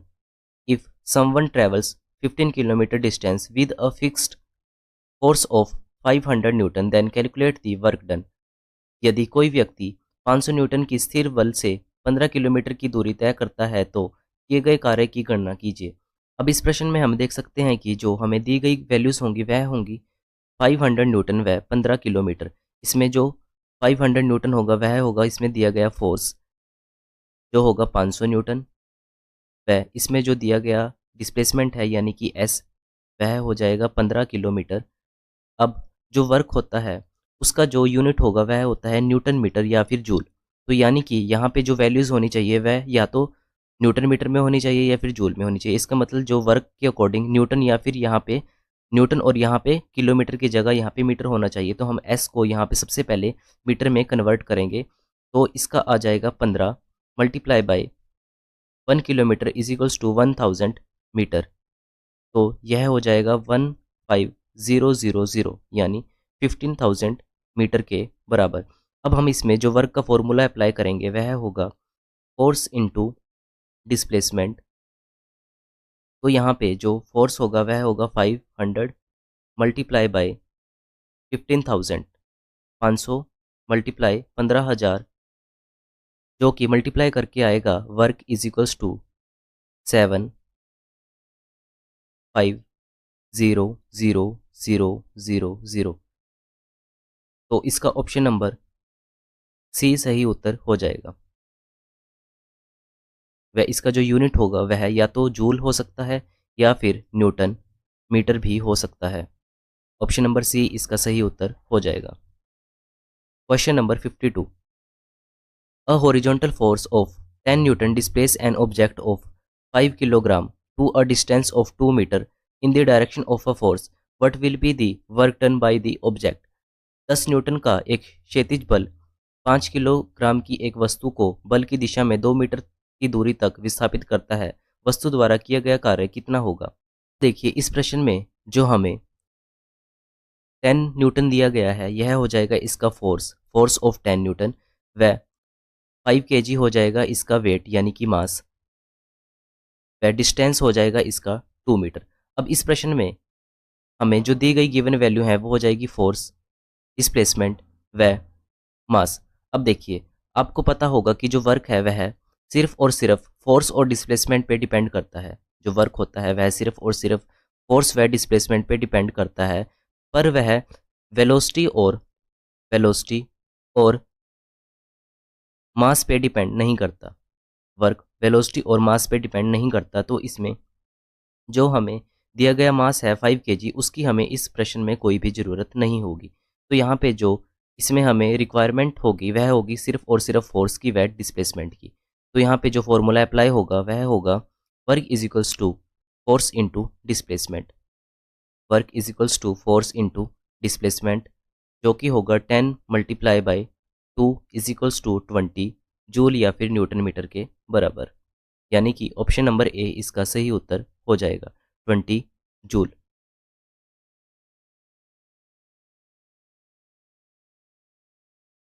Question number 53, what is the amount of work done when an object moves under a force of 10 newton at a distance of 10 metre in the direction of force. जब कोई वस्तु 10 Newton के बल के अधीन बल की दिशा में 10 मीटर की दूरी पर गति करती है तो किए गए कार्य की मात्रा क्या होगी। तो इस प्रश्न में सिंपल सा फॉर्मूला अप्लाई करेंगे वर्क का, जो कि होगा फोर्स इंटू डिस्प्लेसमेंट, व यहाँ पे जो दिया गया फोर्स होगा वह होगा 10 newton multiply by 10 metre distance, यानी कि 100 जूल इसका सही उत्तर हो जाएगा। ऑप्शन नंबर सी इसका सही उत्तर हो जाएगा। Question number 54, a force of 50 newton displace an object 10 metre, what will be the work done by the force. 50 newton का एक बल किसी वस्तु को 10 मीटर विस्थापित करता है, बल द्वारा तय किया गया कार्य क्या होगा। अब इस प्रश्न में जो वर्क होगा वह होगा 50 न्यूटन, यानी फोर्स इंटू डिस्प्लेसमेंट इसमें हम अप्लाई करेंगे, जो कि इक्वल होगा force newton multiply by 10 metre के। इसका उत्तर आएगा 500 न्यूटन मीटर या फिर जूल, 500 न्यूटन या फिर 500 जूल के बराबर, यानी ऑप्शन नंबर ए इसका सही उत्तर हो जाएगा।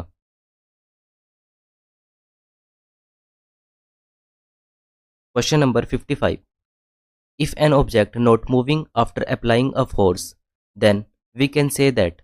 यदि कोई वस्तु बल लगाने के बाद भी गति नहीं करता तो हम कह सकते हैं कि वहाँ पे जो वर्क होगा वह नहीं होगा, यानी कि जो वर्क डन होगा वहाँ पे वह ज़ीरो होगा। अगर कोई वस्तु बल लगाने के बाद यानी फोर्स लगाने के बाद वह डिस्प्लेसमेंट नहीं करता तो डिस्प्लेसमेंट ज़ीरो होने के कारण यहाँ पे जो वर्क होगा वह इक्वल टू हो जाएगा ज़ीरो के। तो ऑप्शन नंबर डी इसका सही उत्तर हो जाएगा। Question number 56, if the displacement of an object is zero, if the displacement of an object is zero then work done by the applied force is. यदि किसी वस्तु का विस्थापन शून्य है तो लगाए गए बल द्वारा किया गया कार्य क्या होगा। अब इस प्रश्न में भी प्रीवियस क्वेश्चन की तरह ही अगर डिस्प्लेसमेंट ज़ीरो है तो जो वर्क है F into S is equals to force जो है वह F रहेगा, वह जो डिस्प्लेसमेंट है वह ज़ीरो होने के कारण इसमें जो वर्क होगा वह भी ज़ीरो हो जाएगा। तो ऑप्शन नंबर डी इसका सही उत्तर हो जाएगा कि अगर डिस्प्लेसमेंट ज़ीरो हो जाता है तो जो वर्क डन है वह भी ज़ीरो हो जाएगा। Question number 57, the work done is zero with zero displacement, यानी कि अगर डिस्प्लेसमेंट ज़ीरो हो जाता है तो वर्क डन भी ज़ीरो हो जाएगा। Question number 58, which of the following is not a characteristics of work. निम्नलिखित में से कौन सी कार्य की विशेषता नहीं है। इसमें जो दिए गए ऑप्शन है उसके अनुसार ऑप्शन नंबर ए में कहा गया है कि वर्क हैज़ अ डायरेक्शन, कि वर्क की दिशा होती है। जी नहीं, वर्क की कोई भी दिशा नहीं होती, क्योंकि वर्क जो होता है वह एक स्केलर क्वांटिटी होती है जिसकी कोई भी दिशा नहीं होती, इसका केवल मैग्नीट्यूड होता है। वर्क का केवल मैग्नीट्यूड होता है, तो ऑप्शन नंबर ए इसका सही उत्तर हो जाएगा, जो कि इसका करेक्टरिस्टिक्स नहीं है। उसके अलावा जो अन्य तीन ऑप्शन हैं, जैसे option number B, for doing work it is necessary to apply a force on an object, यानी कि अगर आपको वर्क चाहिए तो आपको उसके ऊपर, उस ऑब्जेक्ट के ऊपर आपको फोर्स अप्लाई करना पड़ेगा, तभी आपको वर्क मिल पाएगा। तो इसका मतलब है यह इसकी एक विशेषता हो जाएगी। Option number C, work has only magnitude, work का केवल मैग्नीट्यूड होता है, उसकी कोई भी दिशा नहीं होती। यह भी ऑप्शन इसमें सही हो जाएगा। Option number D, for work done there should be a displacement of an object, यानी कि फोर्स लगाने के बाद, आफ्टर अप्लाइंग द फोर्स, लगाने के बाद जो डिस्प्लेसमेंट है वह भी होना बहुत ज़्यादा ज़रूरी है। अगर डिस्प्लेसमेंट नहीं होगी तो, अगर डिस्प्लेसमेंट ज़ीरो हो जाती है तो वर्क डन भी ज़ीरो हो जाता है। इसका मतलब है कि फोर्स लगने के बाद डिस्प्लेसमेंट होना भी बहुत ज़्यादा ज़रूरी है। तो ऑप्शन नंबर ए इसका सही उत्तर हो जाएगा, जो कि वर्क का करेक्टरिस्टिक्स नहीं होगा। Question number 59, a bus runs with a force of 4000 Newton. The work done by the work is 200 Joule. What is the distance covered by the बस, यानी कि एक बस द्वारा 4000 न्यूटन के बल से चलती है। बस द्वारा किया गया कार्य 2000 जूल है, तब बस द्वारा तय की गई दूरी कितनी होगी। अब इस प्रश्न में हमें वर्क दिया गया है, वह फोर्स दिया गया है। इस प्रश्न में हमें वर्क व फोर्स दिया गया है, हमने इसमें डिस्टेंस फाइंड आउट करना है। तो वर्क इज इक्वल्स टू होगा फोर्स इनटू डिस्प्लेसमेंट के। यहाँ पे जो फोर्स होगा वह होगा 4000 न्यूटन, व यहाँ पे जो वर्क होगा वह हो जाएगा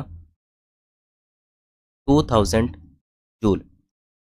तो हम इसको लिख सकते हैं 2000 upon 4000 is equals to displacement, जो कि कट के आ जाएगा 1/2 इक्वल टू डिस्प्लेसमेंट, जिसको हम 0.5 भी लिख सकते हैं, यानी 0.5 मीटर। तो ऑप्शन नंबर डी इसका सही उत्तर हो जाएगा, 0.5 मीटर।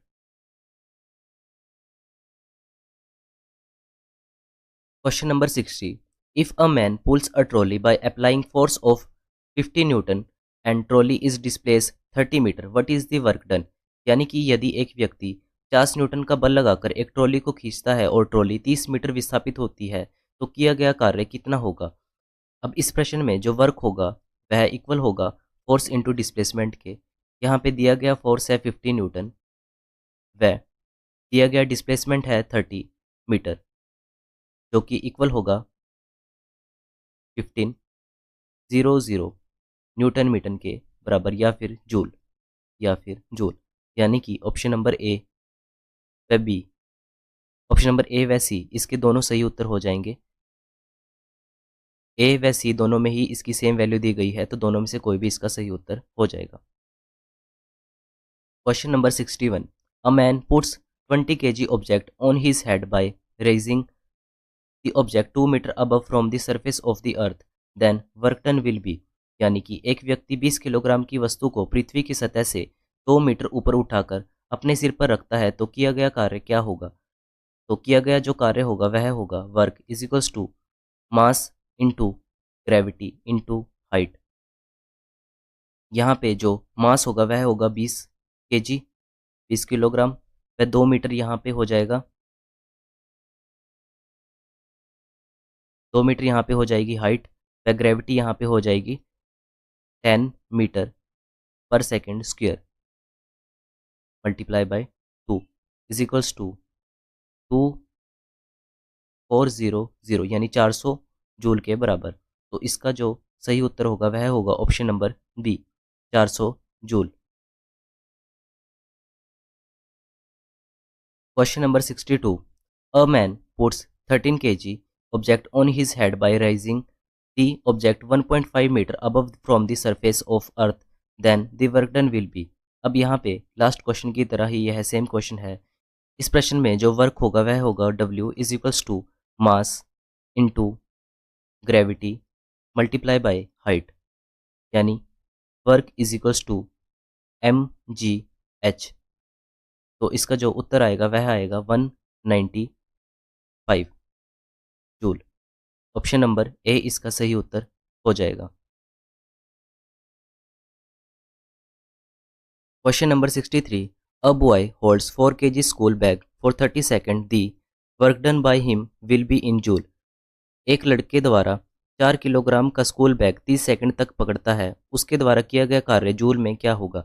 अब इस प्रश्न में दी गई गिवन वैल्यूज होंगी। सबसे पहले हमें दिया गया है 4 kg जो कि होगा मास, मास इसमें हमें दिया गया है 4 kg, व इसमें जो हमें टाइम दिया गया है वो है 30 सेकेंड। अब इस प्रश्न में जो ग्रेविटी होगी वह होगी G इज 10 मीटर पर सेकेंड स्क्वायर। तो यहाँ पे जो हम फॉर्मूला अप्लाई करेंगे वह करेंगे work is equals to force into displacement. तो यहाँ पे जो फोर्स होगा वह हमें गिवन नहीं है, तो सबसे पहले हम फोर्स को फाइंड आउट करेंगे। तो फोर्स को फाइंड आउट करने के लिए हम इसका फॉर्मूला अप्लाई करेंगे मास into gravity, mass into gravity. तो यहाँ पे जो फोर्स होगा वह इक्वल होगा मास जो कि होगा 4 kg मल्टीप्लाई बाय ग्रेविटी जो कि होगा 10 मीटर पर सेकेंड इक्वल्स टू 40 न्यूटन। तो यहाँ पे जो हमें फोर्स मिलेगा वह मिलेगा 40 न्यूटन मल्टीप्लाई बाय डिस्प्लेसमेंट। अब यहाँ पे जो देखिए डिस्प्लेसमेंट जो है यहाँ पे वह है 0, यानी कि एक बच्चे ने उस ऑब्जेक्ट को यानी उस बैग को एक ही पोजीशन पर खड़ के होल्ड किया हुआ है, यानी कि यहाँ पे जो डिस्प्लेसमेंट है वह बिल्कुल भी नहीं होगी। इसका मतलब है displacement equals to 0, it multiply by 0, then work will be 0। तो इसका ऑप्शन नंबर सी सही उत्तर हो जाएगा। अब देखिए इस प्रश्न को हम करवा तो डायरेक्ट भी सकते थे, लेकिन इस प्रश्न में स्टेटमेंट चेंज होके अगर हमें इसमें दी गई जो डिस्प्लेसमेंट है अभी वह 0 है, लेकिन अगर हम इसमें डिस्प्लेसमेंट को ऐड कर दें तो इस प्रश्न को सोल्व करने का तरीका बिल्कुल सेम ऐसे ही होगा। सबसे पहले हम इसमें फोर्स को फाइंड आउट करेंगे, उसके बाद हम इसमें वर्क को फाइंड आउट करेंगे। इसलिए इस प्रश्न को हमने इस तरीके से करवाना सही समझा। तो ऑप्शन नंबर सी इसका सही उत्तर हो जाएगा। Question number 64, work can only be done dash is present, यानी कि काम तभी किया जा सकता है जब डैश मौजूद होगा, यानी कि एनर्जी मौजूद होगी। अब देखिए work can only be done when energy is present, energy is the ability to do work, यानी कि जो एनर्जी होती है वह वर्क को करने में एबल होती है, यानी कि अगर एनर्जी होगी तभी वर्क पॉसिबल होगा। Energy is conserved quantity and the law of conservation of energy states that the energy neither be created nor be destroyed but can only be converted from one to another, यानी कि जो energy होती है law of conservation of energy के according energy को ना तो create किया जा सकता है और ना ही उसे डिस्ट्रॉय किया जा सकता है, लेकिन इसे एक अवस्था से दूसरी अवस्था में कन्वर्ट किया जा सकता है। वह जो एनर्जी व वर्क होगा इन दोनों की सेम ऐसा यूनिट होती है जो कि होगी जूल, व ये दोनों ही स्केलर क्वांटिटी भी होती हैं। तो ऑप्शन नंबर ए इसका सही उत्तर हो जाएगा।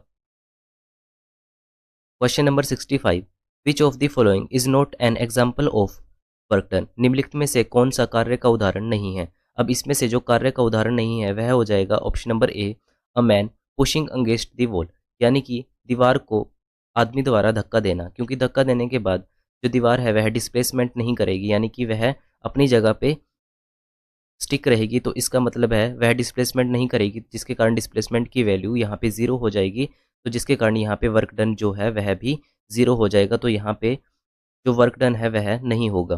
तो ऑप्शन नंबर ए इसका सही हो जाएगा। उसके बाद trolley moves when the boy push the trolley. अब देखिए जो बॉय है वह ट्रॉली के ऊपर फोर्स लगा रहा है, जिसके कारण ये ट्रॉली कुछ ना कुछ डिस्प्लेसमेंट कवर करेगी, तो यहाँ पे वर्क परफॉर्म होगा। उसके बाद है applied force on an object in the direction of object is moving, यानी कि जिस डायरेक्शन में ऑब्जेक्ट मूव कर रहा है उसी डायरेक्शन में फोर्स को अप्लाई करना, यहाँ पे भी कुछ ना कुछ वर्क डन जरूर होगा।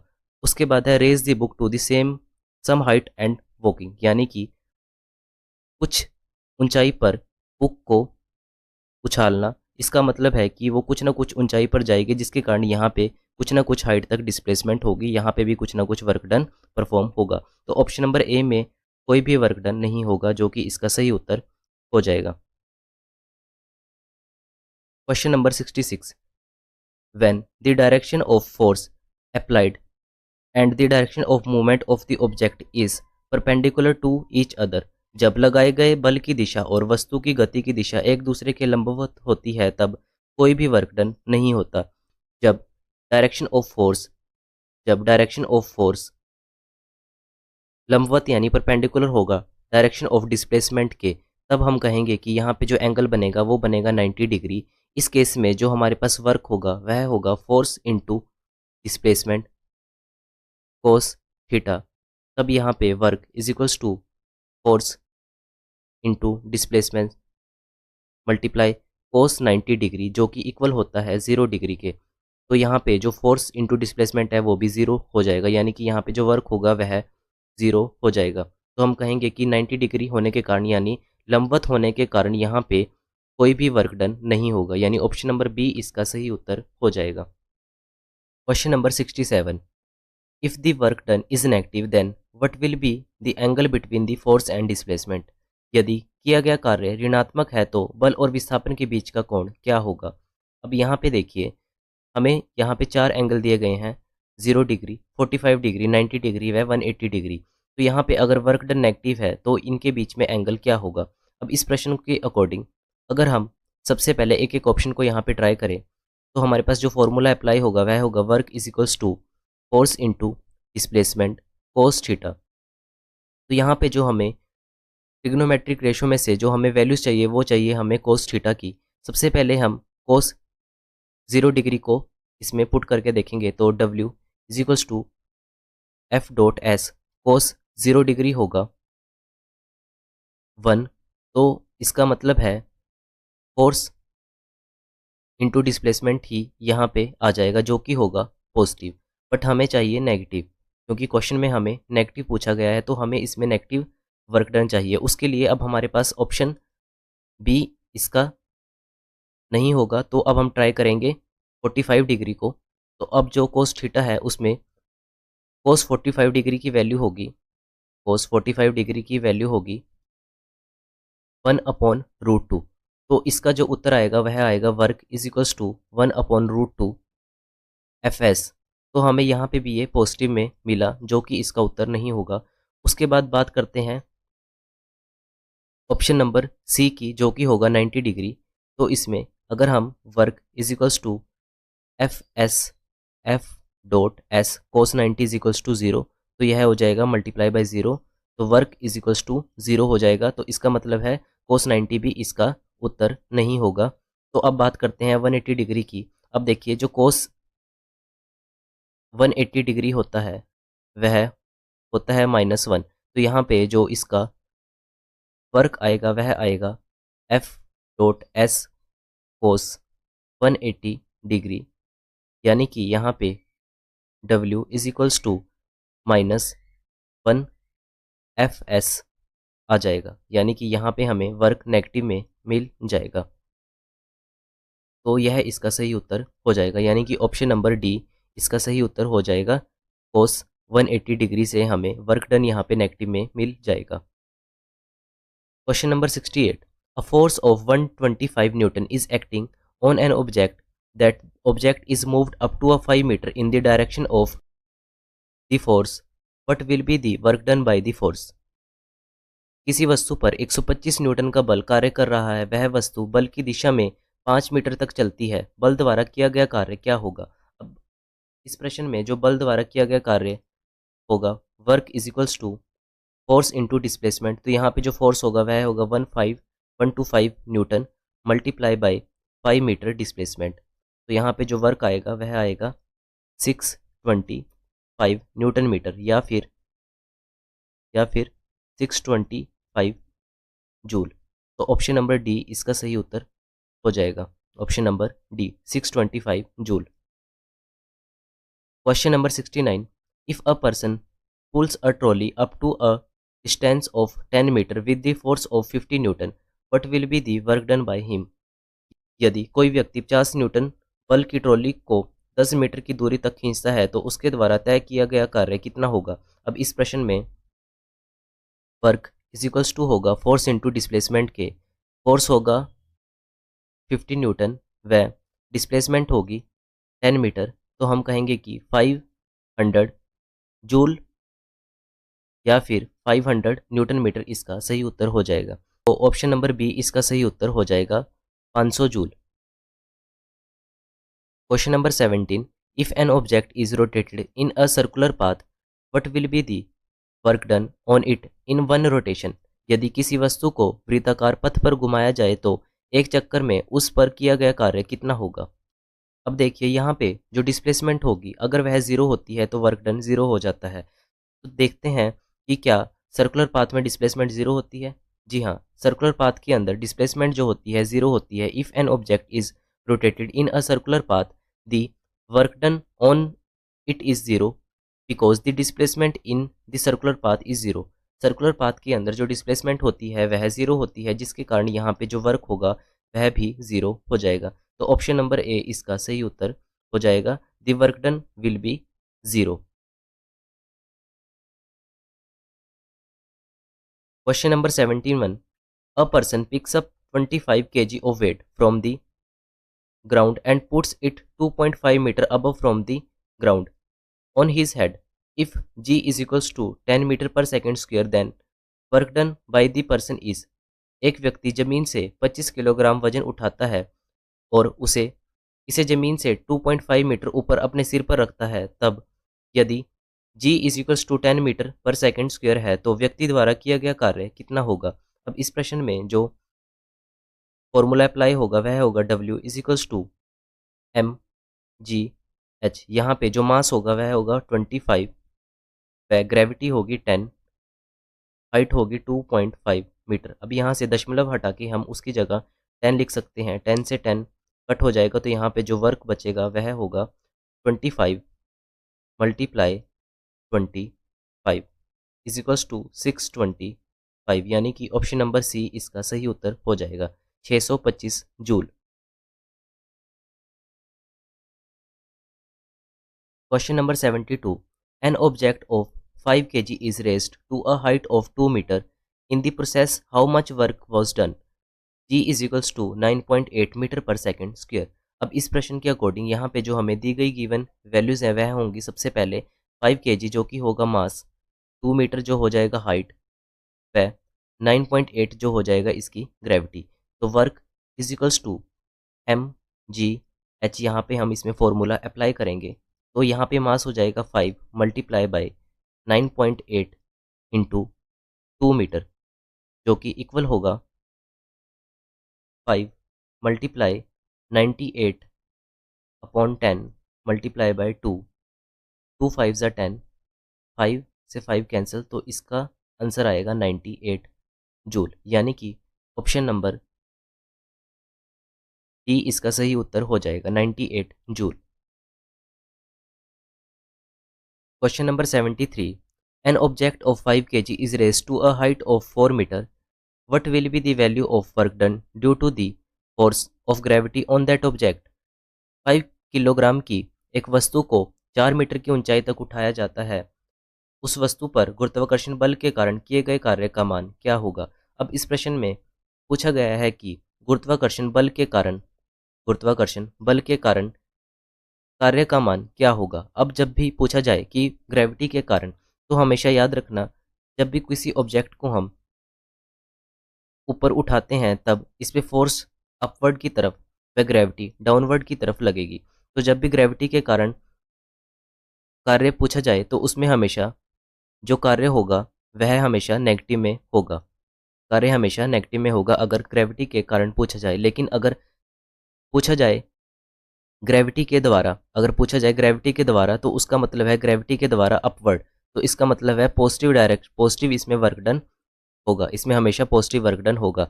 जैसे कि अब हम इस क्वेश्चन में समझते हैं कि यहाँ पे जो वर्क होगा वह हमेशा -mgh यानी कि नेगेटिव में आएगा, क्योंकि यहाँ पे जो ग्रेविटी के कारण बोला गया है जो कि अपोजिट होता है डिस्प्लेसमेंट के, इसके कारण यहाँ पे नेगेटिव में कार्य आएगा। तो यहाँ पे -m की वैल्यू हम रखेंगे 5 kg मल्टीप्लाई बाय 10 मल्टीप्लाई 4, तो इसका आंसर आ जाएगा -200 जूल के बराबर। तो ऑप्शन नंबर डी इसका सही उत्तर हो जाएगा। Question number 74, an object of 20 kg is raised through a height of 2 meter. What will be the work done by the force of gravity on the object. 20 kilogram की एक वस्तु को 2 metre की ऊंचाई तक उठाया जाता है। वस्तु पर गुरुत्वाकर्षण बल के द्वारा किया गया कार्य क्या होगा। अब इस प्रश्न में कहा गया है कि गुरुत्वाकर्षण बल के द्वारा किया गया कार्य, यानी कि इस प्रश्न में हमें लगने वाले फोर्स की डायरेक्शन में ही वर्क का कार्य यानी वर्क को पूछा गया है। इसका मतलब है कि यहाँ पे जो कार्य होगा वह पॉजिटिव में आएगा। तो यहाँ पे हम W is equals to mgh लिखेंगे तो यहाँ पे जो मास होगा 20 multiply by 10 multiply 2 is equals to 400 joule. इसका सही उत्तर हो जाएगा जो कि पॉजिटिव में आएगा, क्योंकि यहाँ पे गुरुत्वाकर्षण बल द्वारा पूछा गया है, ना कि गुरुत्वाकर्षण बल के कारण। तो ऑप्शन नंबर ए इसका सही उत्तर हो जाएगा 400 joule. Question number 75, when displacement occur the work done by the force is considered to be negative. जब डिस्प्लेसमेंट होती है तो फोर्स द्वारा होने वाली वर्क डन नेगेटिव में होगी। तो इसका जो उत्तर आएगा वह आएगा option number D, is in the opposite direction of the force. यानी अगर जो डिस्प्लेसमेंट है वह अपोजिट डायरेक्शन में होती है, यानी कि जो डिस्प्लेसमेंट है वह फोर्स के अपोजिट डायरेक्शन में होगी, डिस्प्लेसमेंट फोर्स के अपोजिट डायरेक्शन में होगी, तब हम कहेंगे कि यहाँ पे जो डिस्प्लेसमेंट है वह नेगेटिव में आएगी, जिसके कारण यहाँ पे जो वर्क होगा वह भी नेगेटिव में आएगा। तो ऑप्शन नंबर डी इसका सही उत्तर हो जाएगा। उसके बाद इसमें कहा गया है कि when the displacement of the body और object is in opposite direction of the force then the work done by the force is consider to be negative. तब हमेशा वर्क डन इसमें नेगेटिव में होगा। When the displacement of the object is in the same direction of the force, यानी कि अगर displacement और force दोनों एक ही डायरेक्शन में हो तब हम कह सकते हैं कि यहाँ पे जो वर्क डन होगा वह पॉजिटिव डायरेक्शन में होगा। उसके बाद है when the displacement of the object is in perpendicular to the force, यानी कि जो डिस्प्लेसमेंट है वह परपेंडिकुलर टू द फोर्स होगा, तब हम कह सकते हैं कि यहाँ पे जो वर्क होगा वह 0 डिग्री होगा, यानी कि वर्क यहाँ पे 0 होगा। तो सबसे पहले था नेगेटिव, उसके बाद है पॉजिटिव और उसके बाद है वर्क 0। इसी के साथ हमने यहाँ पे सेकंड चैप्टर के वर्क टॉपिक को कंप्लीट कर लिया है। नेक्स्ट वीडियो में हम पावर टॉपिक को कंप्लीट करेंगे। अगर आप इस वीडियो या नेक्स्ट वीडियो से लेकर कोई भी सजेशन देना चाहते हैं तो उसे आप कमेंट बॉक्स में ज़रूर लिखें। तो मिलते हैं नेक्स्ट वीडियो में, तब तक के लिए धन्यवाद।